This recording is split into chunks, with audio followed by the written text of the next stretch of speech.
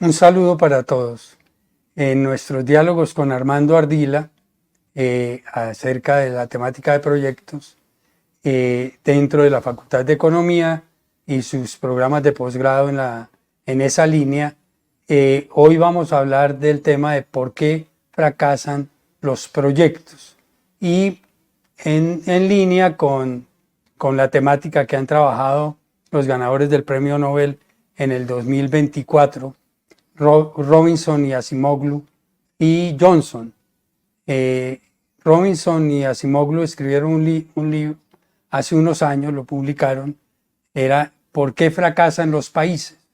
Y vamos a tomar algo de esa temática, eso cómo termina incidiendo en el desarrollo de los proyectos y en su posterior fracaso. Entonces vamos a hablar de eso, Armando. ¿Cómo estás? Bien, ¿y tú? Bien, bien, bien, bien. Bueno, muy interesante tema, por supuesto, para que lo desarrollemos. Sí. ¿Cómo quieres que empecemos? Pues sería bueno que habláramos de qué significa, pues en síntesis, el planteamiento de los ganadores del Nobel, y luego nos metemos en proyectos de Colombia y en temas de Colombia, en desarrollo de lo que se planteó, de la temática que desarrollaron los ganadores del Nobel. Muy bien, hagámoslo de esa manera. Si te parece, empecemos entonces definiendo a qué se refieren ellos con instituciones. Digamos que en Colombia tiene una particularidad y es que se ha difundido la asociación institución-organización.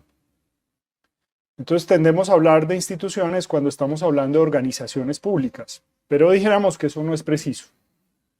Cuando ellos hablan de instituciones y en general la economía institucional, cuando habla de instituciones, se refiere básicamente a unas reglas, a unas condiciones, a unos acuerdos sociales que básicamente se establecen de manera diferenciada en distintas sociedades y que explican una cantidad de resultados.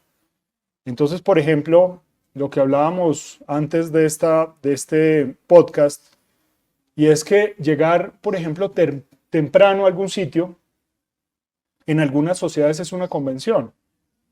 Es decir, tú sales de Colombia y vas a otras partes del mundo y llegar temprano, todo el mundo sabe que tiene que llegar temprano y puntual. Y llegas después del tiempo y la gente se siente ofendida. Es decir, es un acuerdo social que las personas lleguen a tiempo. En Colombia es una recomendación, es una sugerencia. Entonces, la institución es muy distinta en términos generales. Bien, pero entonces esa institución en Colombia, que es muy similar a otros países en vías de desarrollo, impide que haya desarrollo.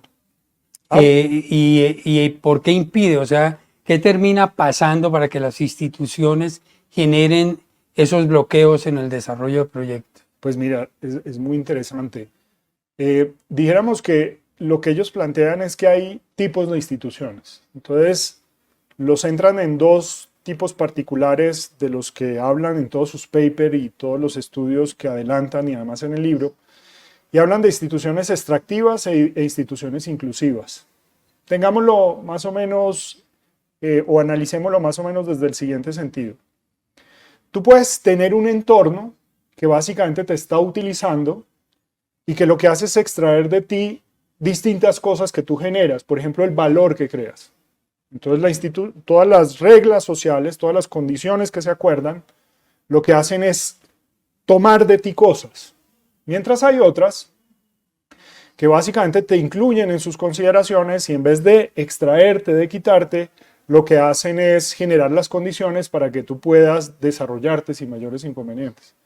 Entonces pensémoslo desde la siguiente perspectiva. Tú puedes tener países que tienen instituciones, reglas, condiciones, acuerdos sociales que te facilitan la vida u otras que básicamente te utilizan y te la dificultan.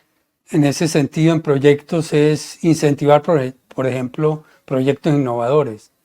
Entonces, en una institución extractiva es muy difícil desarrollar proyectos innovadores. Por supuesto, esa es una muy buena anotación. La apuesta de los ganadores del Nobel, innovadores, desarrollar proyectos innovadores en ciertos entornos es básicamente imposible. ¿En qué sentido? Si tú básicamente creas unas instituciones extractivas que se benefician de la sociedad, es decir, condiciones que una élite particular, como le llaman ellos, configuran para beneficiarse de la población. Si tienes esa condición, la innovación es negativa. Es decir, tú quieres el statu quo. Tú no quieres que las cosas cambien, porque estás contento con el entorno que creaste para tu propio beneficio. Entonces, en ese sentido, los proyectos innovadores casi que serían bloqueados en entornos en donde tienes instituciones muy extractivas y que benefician a un grupo poblacional particular. Entonces, pues ese es un ejemplo perfecto de lo que no se logra cuando tienes instituciones extractivas. Por otro lado, cuando tienes instituciones inclusivas, la innovación es la regla. ¿Y por qué es la regla? Porque precisamente la innovación es la que soluciona todos los problemas sociales, la que hace evolucionar a las sociedades. Entonces, como todos esperan evolucionar en el marco de inclusión, pues básicamente la innovación va a estar presente. Bien, pero entonces, ya metiéndonos en proyectos en Colombia, proyecto Metro sería el proyecto Metro en Bogotá, que venimos hablando de él desde la década del 40, ¿cierto? Por supuesto. Y se estructura, pero ahí de alguna manera se va dando vueltas y vueltas y vueltas.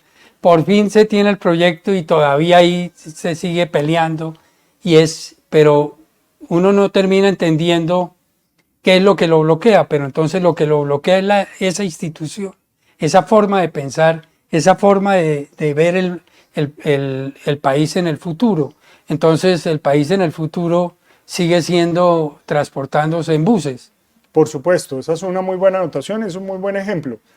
Hay un concepto en economía que ellos utilizan que se llama la destrucción creativa schumpeteriana, de Schumpeter.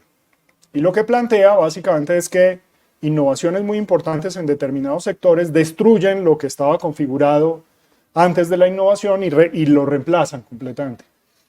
Entonces, cada vez que aparecen desarrollos de estas características, innovaciones profundas, como por ejemplo cambiar la forma en que nos movemos, por ejemplo, movernos ahora por el subsuelo, en un modo que no conocemos, que desconocemos, que reemplaza otros modos, que rompe la lógica de transporte actual, pues cuando aparecen esas dinámicas en entornos de instituciones extractivas, inmediatamente son bloqueados. Entonces, la discusión del metro lo que ha hecho es desplazar eso, aplazarlo y aplazarlo tanto que somos el único o de los únicos países del mundo con ciudades de las características de Bogotá que no tiene un sistema metro desarrollado. Bien, pero entonces, uno encuentra ahí muchos elementos pues que sería bueno entenderlos. Y es que ese tipo de institución no solamente afecta grandes proyectos, sino que afecta proyectos medianos, afecta las decisiones inclusive en el hogar, porque se vuelve muy, como dices tú, extractivo. O sea, entonces es muy servil. Yo veo es una forma de pensar muy servil. Estoy pensando es más en que se hacen las cosas y extraen de mí que en el pensar que yo puedo hacer cosas nuevas, puedo desarrollarme. ¿Sí? Sí, eso es bien interesante. Si no, todo nuestro entorno público tiene una herencia de instituciones de la colonia, de instituciones en donde el que mandaba era el señor y había un pueblo que lo servía. Esas instituciones tradicionales, antiguas, de corte español, en fin, que tenemos todavía vigentes en nuestro entorno. El gobierno todavía tiene esos rasgos muy fundamentados. Entonces, cada vez que piensa en cualquier tipo de decisión política, lo primero en que piensa es en trasladarle al ciudadano toda la responsabilidad y además ejercer autoridad sobre él. Entonces, fíjate, por ejemplo, temas simples como el pico y placa. En un país con instituciones inclusivas, ese tipo de prohibiciones serían impensables.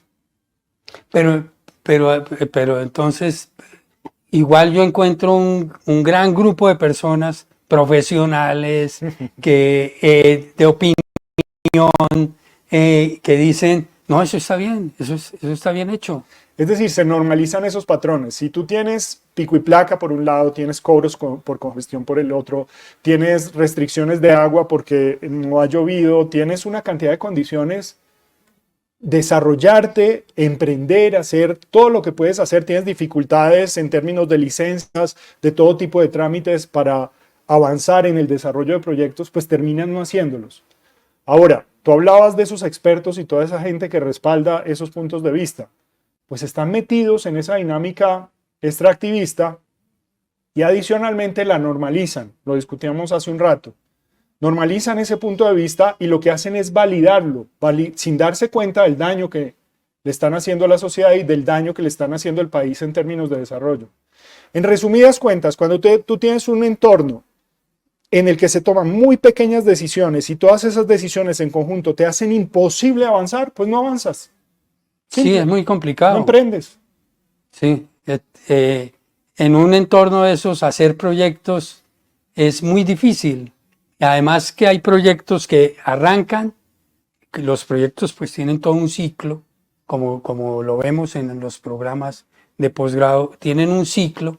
Esa parte inicial del ciclo que implica inversión, que implica una toma de decisiones, y entonces está en la mitad de esa toma de decisiones y le cambian la norma. Por supuesto. O le aumentan los impuestos, o le hacen una nueva reforma tributaria. Exactamente, es decir, la reforma tributaria es un ejemplo perfecto de la visión que tiene el sector público y la herencia de esas instituciones, digamos, antiguas, en donde el señor cobraba impuestos cada vez que se le ocurre y cada vez que le falta plata. En realidad los impuestos son una convención y los impuestos deben cobrarse cuando nos benefician a todos, pero llegar hasta un punto de tal manera que los impuestos sean útiles para desarrollar, para entregar bienes y servicios públicos, pero que no afecten el bienestar de las personas, porque no nos están quitando bienestar. Entonces ese es un muy buen ejemplo. Aquí variamos las condiciones cada que nos parece, precisamente porque en nuestra mentalidad tenemos en nuestras cabezas que podemos hacerlo y que tenemos el poder para que el siervo, como tú lo anotabas, básicamente haga lo que nos parece. Y el Señor, que no, es que sí me gustaría ser muy explícito en que el Señor no es una élite por allá encima, sino que el Señor está en todos los niveles.